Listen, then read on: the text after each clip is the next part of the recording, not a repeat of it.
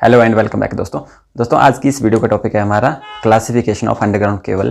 दोस्तों इससे पहले जो वीडियो हमने अपलोड की थी उसमें हमने बताया था कि आपकी अंडरग्राउंड केबल की हमने इंट्रोडक्शन दी थी, उसकी मेरिट डीमेरिट्स क्या हैं, और साथ में हमने बोला था कि अगर हमें अंडरग्राउंड केबल सेलेक्ट करनी है तो उसमें हमने क्या क्या नेसेसरी रिक्वायरमेंट देखनी होती है। उसकी एक जर्नल कंस्ट्रक्शन देखी थी हमने कि केबल के अंदर कौन कौन सी लेयर्स होती हैं, कौन सी लेयर के बाद कौन सी लेयर आती है और किस लेयर का क्या काम है वो हमने जाना था। और साथ में मैंने आपको उसकी क्लासिफिकेशन का एक ओवरव्यू दिया था कि हम क्लासिफिकेशन 4 टाइप से मैंने आपको बताया था कि 4 टाइप से हम उसको क्लासीफाई कर सकते हैं। On the basis of insulation, on the basis of conductor, on the basis मतलब कि on the basis of number of conductor कितने, या on the basis of insulation कौन सी इंसुलेशन हमने यूज़ किया, उसके बेस पे हमने केबल को आगे क्लासीफाई किया है कि VIR केबल है, XLPE केबल है ना, PVC केबल है या पेपर इंसुलेटेड केबल है।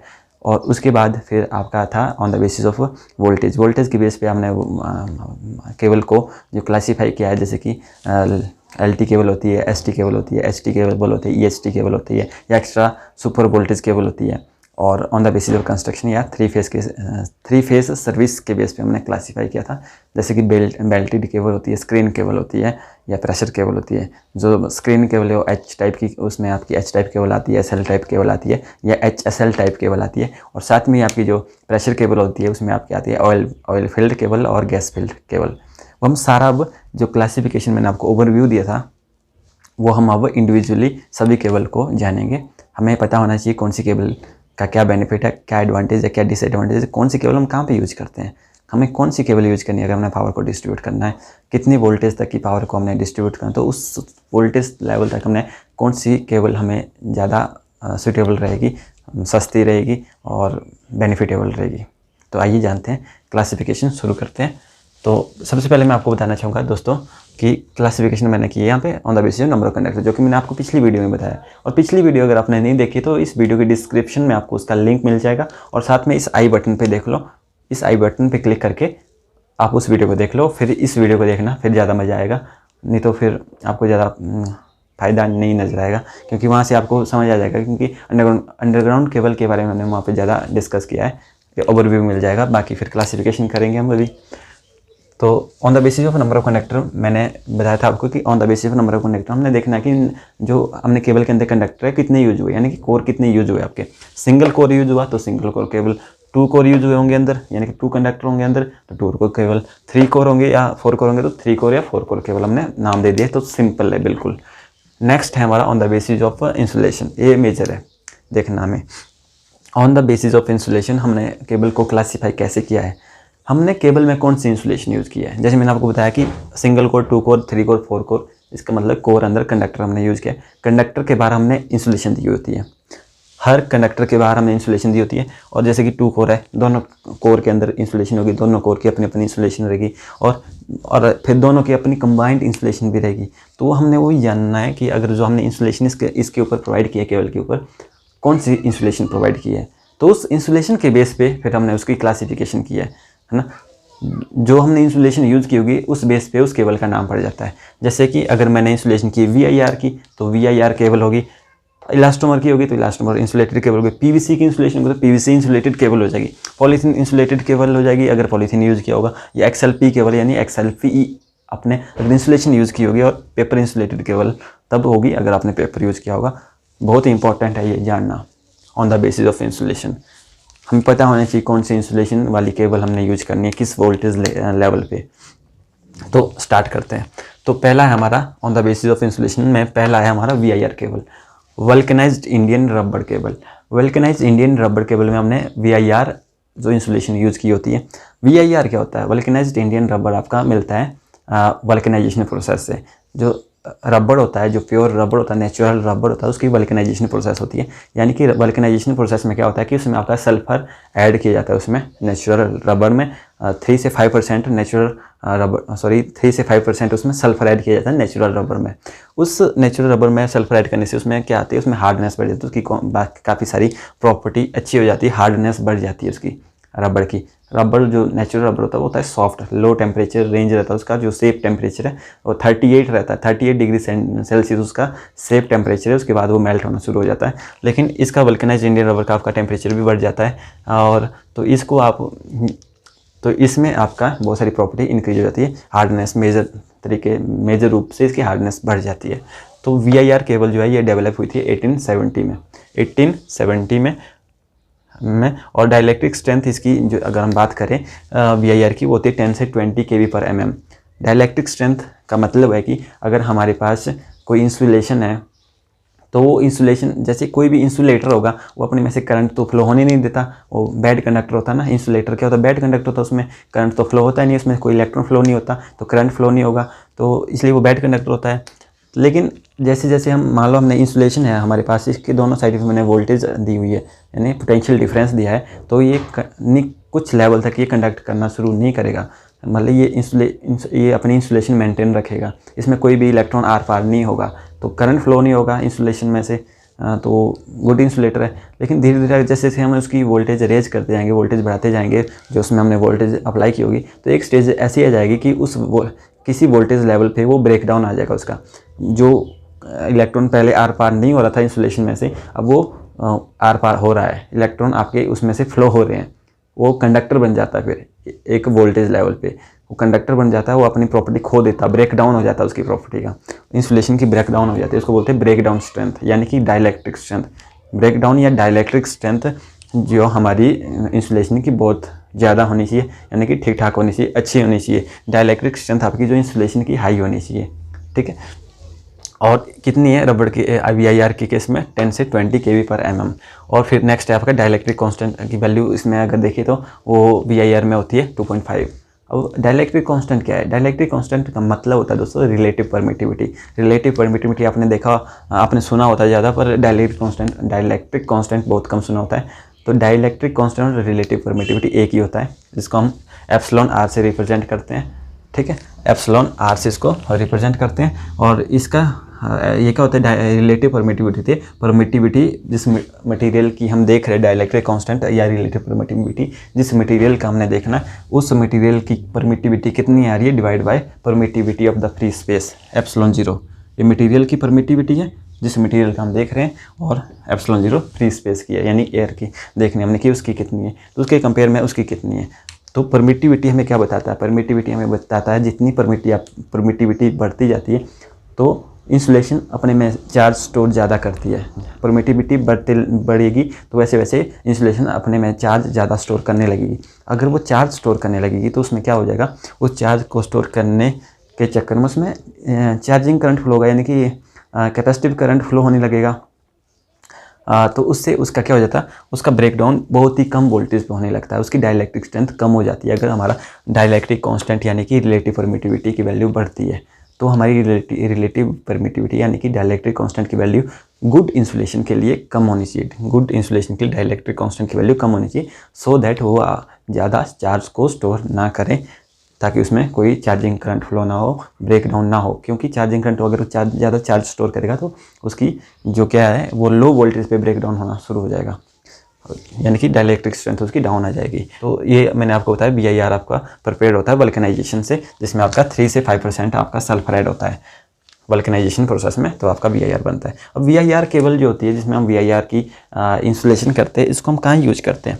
तो VIR को यूज करने के लिए सबसे पहले इसके हम एडवांटेज जान लेते हैं, तभी हम पता चलेगा कि हम कहाँ इसको यूज कर सकते हैं। इसके क्या होता है कि हमने वल्कनाइजेशन से रबड़ की वल्कनाइजेशन की, तो जो VIR बना उसकी एडवांटेज है कि उसकी मैकेनिकल स्ट्रेंथ बढ़ जाती है, उसकी ड्यूरेबिलिटी बढ़ जाती है, उसको लॉन्ग लास्टिंग हो जाती है, और उसकी वियर रेजिस्टेंस बढ़ जाती है, वियर रेजिस्टेंस बढ़ जाती है, ठीक है। तो वो मतलब डिफॉर्म जल्दी नहीं होती, उसकी डिफॉर्मेशन नहीं होती है, काफ़ी हद तक उसकी डिफॉर्मेशन नहीं होती है।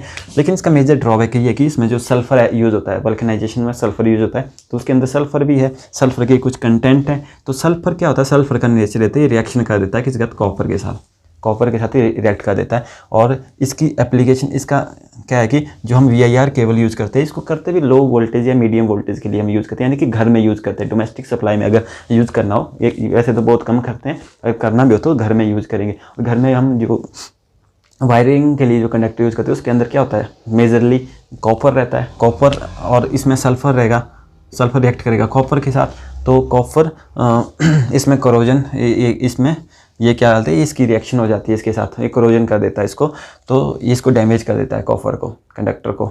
तो इसलिए फिर अगर हमने तो वहाँ पे अगर घर में यूज किया होगा VIR, तो वहाँ पे ज़रूरी ये है ही कि वहाँ पे कॉपर है, तो कॉपर को हमने टिन की कोटिंग करनी है, उसमें टिन्ड कॉपर यूज़ करना है। ठीक है, टिन्ड कॉपर यूज़ करना है, यानी कि टिन की लेयर होगी कॉपर में बाहर, फिर वो उससे उसको हेल्प करेगा रिएक्शन से, फिर उसमें कोई रिएक्शन नहीं होगा। तो अगर हमने यूज करना है VIR केबल घर में, तो वहाँ पे हम कॉपर अगर यूज कर रहे हैं कंडक्टर, उसके अंदर इंसुलेशन के अंदर जो कंडक्टर होगा वो कॉपर है, तो टिन्ड कॉपर यूज करना है, क्योंकि VIR आपका उसमें सल्फर के कंटेंट भी होता है, वल्कनाइजेशन प्रोसेस में आपका सल्फर भी ऐड हुआ है, तो उसमें सल्फर तो है अंदर। तो इसलिए इसकी एप्लीकेशन मैंने आपको बताई, इसको हम लाइटिंग के लिए यूज़ करते हैं घर में, लो एंड मॉडरेट वोल्टेज में, जो कि घर की वोल्टेज रहती है। तो ये लाइटिंग और माइनर पावर इंस्टॉलेशन में हम इसको यूज़ करते हैं घर में वायरिंग के लिए। मैंने आपको यहाँ बताया कि घर में यूज करते हैं वायर, जो घर की वायर्स होती हैं, लेकिन मैं केबल भी बोल रहा हूँ। वायर और केबल में क्या डिफरेंस है, कई लोगों को ही पता नहीं होता है। तो कुछ नहीं है, वायर्स आपकी सिंगल कंडक्टर हो गया, और केबल आपका यानी कि 2 या 2 से अधिक जब वायर्स एक साथ जाने लगेंगी, हम यूज़ करेंगे एक ही इंसुलेशन के अंदर, मतलब तो वो केबल हो जाएगी। नेक्स्ट है हमारा elastomer insulated cable. Elastomer insulated cable में क्या है, हम इलास्टोमर को यूज़ करते हैं इंसुलेशन के लिए। इलास्टोमर कुछ नहीं है, ये भी एक रबर से ही बना होता है। इसकी कैरेक्टरिस्टिक्स देखी तो इलास्टोमर की कैरेक्टरिस्टिक्स वो है रबर की जैसे ही, बिल्कुल रबर के जैसे, नेचुरल रबर के जैसे। इसमें कुछ नहीं है, नेचुरल रबर जो है उसमें आपकी नेचुरल रबर की कंपाउंडिंग की जाती है, उसमें कुछ सिलेक्टिव एडिटिव ऐड किए जाते हैं, कंपाउंडिंग प्रोसेस होती है उसकी, तो वहाँ से फिर आपका इलास्टोमर बनता है। VIR मैंने बताया बहुत कम यूज होती है घर में वायरिंग में अब, और इलास्टोमर इंसुलेटेड केबल भी बहुत कम यूज होगी। जहाँ पे हम रबर यूज़ करना चाहेंगे इंसुलेशन के लिए, वहाँ हम इलास्टोमर यूज़ कर सकते हैं, इलास्टोमर इंसुलेटेड केबल, क्योंकि रबर आपके उसका जो वर्किंग टेम्परेचर है वो कम होता है, इसका आपका टेम्परेचर बढ़ जाता है। इलास्टोमर का ये फ़ायदा रहता है, मेजर फ़ायदा इसका यही रहता है, इसको आप 85 डिग्री सेल्सियस तक यूज़ कर सकते हैं। 85 डिग्री सेल्सियस तक आप इलास्टोमर इंसुलेटेड केबल को यूज़ कर सकते हैं, यानी कि जो इसकी इंसुलेशन है इलास्टोमर वो 85 डिग्री सेल्सियस सह लेता है, तो इसलिए आप वहाँ पर उसको यूज़ कर सकते हैं। तो नेक्स्ट है हमारा PVC केबल, जो कि बहुत ज़्यादा यूज होता है घर में। ठीक है, ये तो कम है, इसके ऊपर सुपरसीड किया इसने PVC ने आज की डेट में। आजकल सबसे ज़्यादा PVC घर में यूज होता है, PVC की वायर्स और केबल यूज होती हैं। तो इसको भी हम लो और मॉडरेट वोल्टेज में यूज़ करेंगे PVC को, जो घर में जो लाइटिंग या पावर इंस्टॉलेशन के सर्किट होंगे उसमें जो हम वायर्स यूज़ करेंगे, केबल्स यूज़ करेंगे, वो हम करेंगे PVC की ज़्यादा करते हैं। ठीक है, तो PVC में क्या होता है, उसमें आपके पॉलीविनाइल क्लोराइड की इंसुलेशन होती है। PVC polyvinyl chloride.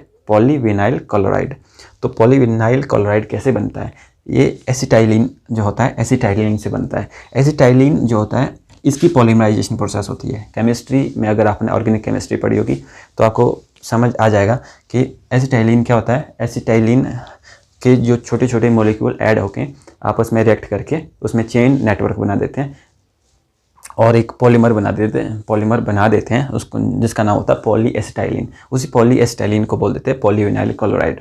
ठीक है, तो ये प्रोसेस है इस पूरा, मतलब जिसमें छोटे छोटे मॉलिक्यूल आपके, यानी कि छोटे छोटे मॉलिक्यूल को मैक्रो मॉलिक्यूल बोलते हैं।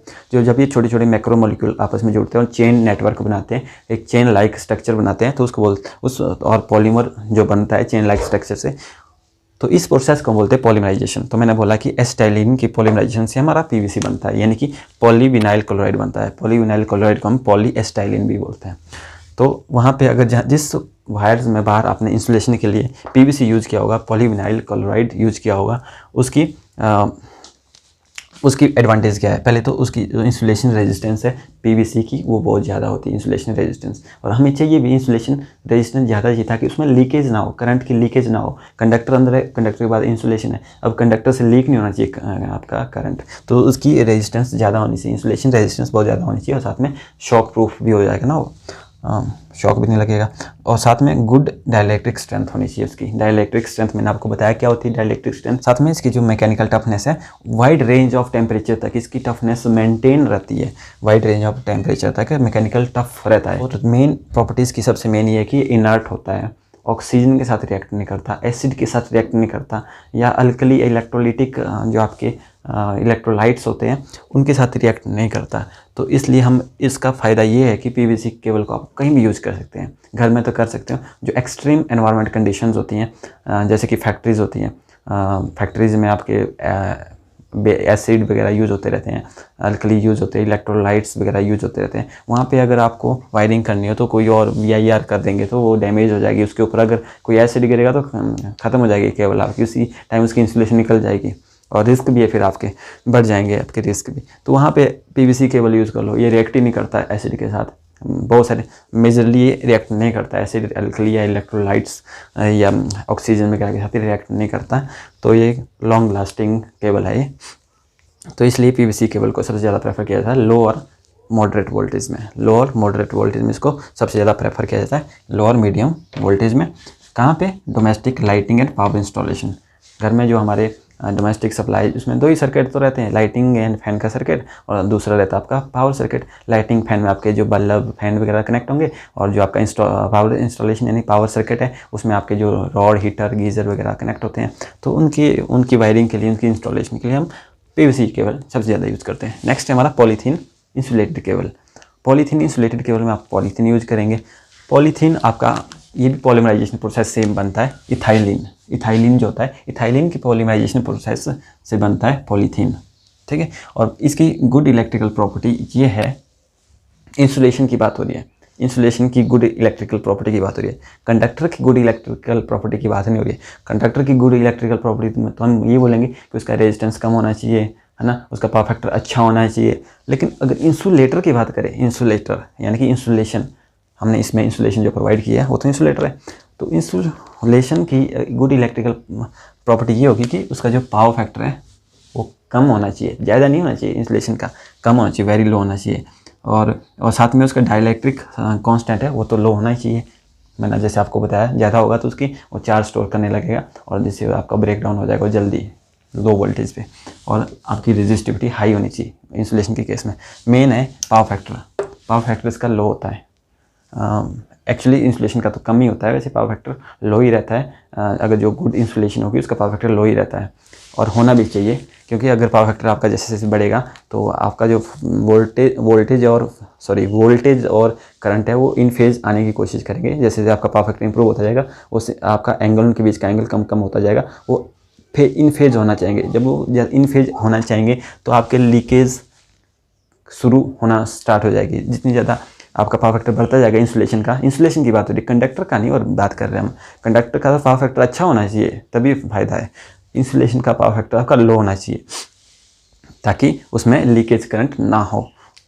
आइडली हम मानते हैं कि अगर जीरो होना चाहिए, जीरो पावर फैक्टर हो तो बहुत अच्छा है, लेकिन वो आइडियल कंडीशन है, वो कभी नहीं होती। वोल्टेज और करंट के बीच का जो टाइम फेज डिस्प्लेसमेंट है वो 90 डिग्री नहीं हो सकता, लेस देन 90 डिग्री रहता है। तो इसलिए उसका जो पावर फैक्टर वो जीरो तो नहीं होगा, लेकिन जीरो से थोड़ा 0.001 ऐसा कुछ रहेगा, होना चाहिए, कम होना चाहिए। और साथ में इसमें ये गुड प्रॉपर्टीज़ की पॉलीथीन इंसुलेटेड केबल की ये है कि जो पॉलीथीन इसमें यूज हुआ है वो उसका पावर फैक्टर लो ही रहता है। आप जो मर्जी फ्रिक्वेंसी भेजो उसमें, वाइड रेंज ऑफ फ्रिक्वेंसी तक इसका जो पावर फैक्टर लो ही रहता है। तो इसको इसी केबल को हम यूज़ करते हैं जब हमें हाई फ्रिक्वेंसी केबल की बात होती है कि हमने हाई फ्रिक्वेंसी के लिए केबल यूज़ करनी है, तो वहाँ पे हम पॉलीथीन इंसुलेटेड केबल यूज़ करते हैं। ये इसका बेनिफिट है। तो नेक्स्ट आपकी XLPE केबल, जो कि बहुत इंपॉर्टेंट केबल है आपकी। XLPE cable cross linked polythene cable, polythene या पॉलीइथाइलिन केबल। पॉलीथीन और पॉलीइथाइलिन एक ही होता है। मैंने बताया आपको पॉलीथीन किससे बनता है, इथाइलिन से बनता है। इथाइलिन की पॉलीमराइजेशन प्रोसेस से बनता है। इथाइलिन की जब पॉलीमराइजेशन होगी, ठीक है, तो बनेगा पॉलीइथाइलिन, पॉलीइथाइलिन बनेगा। उसी पॉलीइथाइलिन को पॉलीथीन बोलते हैं, ठीक है। जैसे यहाँ पे मैंने बताया था, कहाँ बताया था, हाँ, एसिटाइलिन की पॉलीमराइजेशन प्रोसेस होती है तो पॉलीएसिटाइलिन बन जाता है। उसी पॉलीएसिटाइलिन को नाम दे दिया पॉलीविनाइल क्लोराइड। तो XLPE केबल कैसे बनती है? XLPE केबल बहुत इंपॉर्टेंट केबल है। अब मैंने आपको बता दिया, घर के लिए आपने यूज़ करनी तो PVC केबल आप यूज़ कर लेते हैं, आराम से आप कर लेंगे। VIR की करने की ज़रूरत नहीं है, इसके ऊपर VIR या इलास्टोमर केबल की ज़रूरत नहीं है। आप PVC केबल यूज़ कर लो, ये बेटर है, इनसे बेटर है। तो और होती भी है ये PVC सबसे ज़्यादा यूज़ होती है। और अब आपकी बात आती है, अब आपने 33 kV तक की पावर, मान लो 33 kV तक की वोल्टेज की पावर आपने अब डिस्ट्रीब्यूट करनी है। तो उस पावर को डिस्ट्रीब्यूट करने के लिए आप PVC करेंगे क्या यूज़? नहीं, वहाँ पे हम क्या है, वहाँ इसको हम लोअर मीडियम वोल्टेज के लिए यूज़ करते हैं ना। अब हम यूज़ करेंगे XLPE cable. XLPE cable 33 kV तक यूज़ कर सकते हैं, 33 kV तक, 33,000 वोल्ट तक। और ये बहुत ही यूज़फुल केबल है, बहुत ज़्यादा यूज़ होने वाली केबल है। ये कैसे बनती है? ये बनती है LDP, जो लो डेंसिटी पॉलीथीन होता है, लो डेंसिटी पॉलीथीन है, उसकी कंट्रोल्ड वल्कनाइजेशन प्रोसेस होती है। वल्कनाइजेशन प्रोसेस जैसे रबर की होती है, उसी तरह से इसकी भी वल्कनाइजेशन होती है, लेकिन वो कंट्रोल्ड मैनर में होती है। जब LDP यानी कि लो डेंसिटी पॉलीथीन की कंट्रोल वल्कनाइजेशन होगी तो उसमें क्रॉस लिंकिंग हो जाती है, उसके अंदर क्रॉस लिंकिंग हो जाती है, जो कार्बन के एटम वो मॉलिक्यूल जो वो आपस में क्रॉस लिंक हो जाते हैं, तो उसमें क्रॉस लिंक्ड पॉलीथीन बन जाता है। उस क्रॉस लिंक्ड पॉलीथीन को हमने बोलता है XLPE, ठीक है, वो XLPE जो इंसुलेशन है, ठीक है। तो इस XLPE इंसुलेशन का क्या फ़ायदा है? इसका फ़ायदा ये है कि ये लाइट वेट होता है, इसका वेट कम होता है, साथ में इसका जो स्मॉल केबल के जो डायमेंशन रहते हैं, इसके केबल के डायमेंशन आपके स्मॉल रहते हैं, और इसकी जो डाइलेक्ट्रिक कांस्टेंट है वो कम होता है। अच्छी बात है, कम होना चाहिए। मैकेनिकल स्ट्रेंथ इसकी हाई होती है, मैकेनिकल स्ट्रेंथ इसकी हाई होती है। साथ में इसका जो टेम्परेचर परमिट करने की रेंज है 90 डिग्री सेल्सियस को ये नॉर्मल वर्किंग कंडीशन में आराम से सह लेगा। अगर शॉर्ट सर्किट हो गया आपका, शॉर्ट सर्किट केस में आपका क्या होगा, एक्सेस करंट फ्लो होगा तो टेम्परेचर राइज हो जाता है, तो उस टेम्परेचर राइज के केस में 250 डिग्री सेल्सियस तक का टेम्परेचर सह लेता है XLPE केबल, इसलिए बहुत ज़्यादा यूज होता है XLPE केबल 33 kV तक। और सबसे मेन जो इसकी एडवांटेज ये है, जो इसकी प्रॉपर्टी है वो लो वाटर एब्जॉर्प्शन। ये इसका नेचर जो है वो हाइग्रोस्कोपिक नहीं है, ये वाटर को एब्जॉर्ब नहीं करता, बहुत कम चांस है वाटर को एब्जॉर्ब करने के, ये वाटर को एब्जॉर्ब करता ही नहीं है। तो आइडल नहीं बोल रहा हूँ कि आइडल कंडीशन तो हो नहीं सकती ना कि बिल्कुल ही नहीं करेगा, माइनर सा नेग्लिजिबल सा ले सकते हो, लेकिन नहीं करता, वाटर को एब्जॉर्ब नहीं करता XLPE।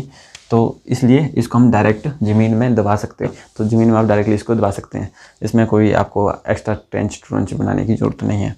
तो इसका फ़ायदा है, इसको हम 33 kV तक यूज़ करते हैं, जो मैंने आपको बताया। साथ में ही इसमें आपका जो डाइलेक्ट्रिक स्ट्रेंथ रहती है किसकी, XLPE केबल की, वो रहती है 18 kV/mm। 1 mm का अगर आपके पास XLPE का टुकड़ा है, 1 mm का इंसुलेशन का टुकड़ा है, 1 mm कितना सा होता है, वो 18 kV सह लेगा, 18 kV तक वो वोल्टेज को सह लेगा।